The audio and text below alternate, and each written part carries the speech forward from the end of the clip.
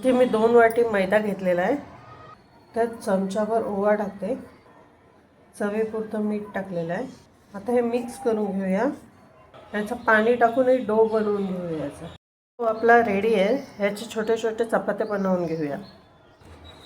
हे आता मी एकसारखे गोले बनवलेले आहेत. हे लाटून घेऊया. आता बघा या 4 चपात्या मी अशा बनवून घेतलेल्या आहेत. आता एक एक चपाती अशी ठेवून घेऊया आपण.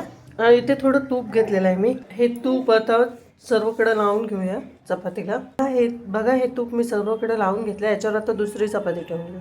ही आता दुसरी चपाती मी ठेवले. परत त्याला तूप लावून घेऊया. असं सर्व चपात्यांना लावून घेऊया तूप. 3 चपात्यांना मी ते तूप लावून घेतलेलं आहे. हे आता फोल्ड करून घेऊया.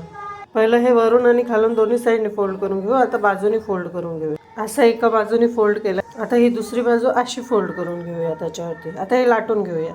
हलक्या हाताने असं लाटून घेतलं. त्याचे चौकोनी काप करून घेऊया. अशा प्रकारे आपलं हे सर्व झालेलं आहे. तेल पण गरम झाले. आता तेलात सोडून घेऊया.